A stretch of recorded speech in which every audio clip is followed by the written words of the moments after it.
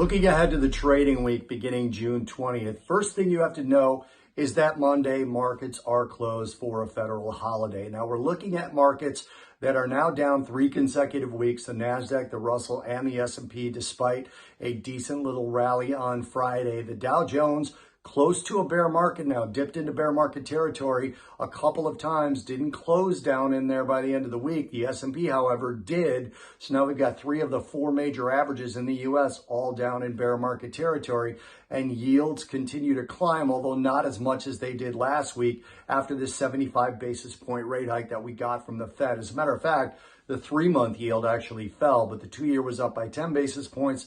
The 5-year up by 11 basis points, the 10-year by 12, and the 30-year by 10. So what we're really looking for going into next week is, are we seeing stock market capitulation? Are the last sellers finally out to where we can start to make a bottom? The level of yields and the absolute level of the stock market will matter for this as the curve continues to basically stay as flat as it was at the start of next week. We got a busy week next week of Fed speakers. That's going to be critical given what just happened in the FOMC meeting. We've got Fed Governor Christopher Waller actually speaking on Saturday. St. Louis Fed President James Bullard, Cleveland Fed President Loretta George, Chicago Fed President Charles Evans, Richmond Fed President Thomas Barkin, Philly Fed President Patrick Harker, all speaking next week. Then on Wednesday, we get day 1 of Jerome Powell's 2-day testimony on Capitol Hill. Thursday is day 2. Plus, we also get the Federal Reserve Bank stress tests on that day. So tons of Fed speakers. In terms of data,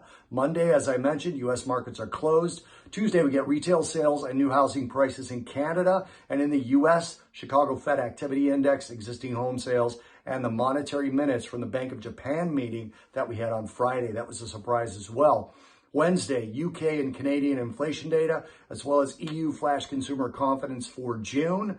Thursday, we get manufacturing and services PMI for Germany, the UK, and the Euro area, as well as jobless claims in the US, and that evening, Japanese inflation data. And then on Friday, we get UK retail sales. We get new housing data in the US in terms of pricing and sales. And then, kind of critical, Michigan sentiment for the final number for June, which is something Jerome Powell referenced in that Fed meeting last week.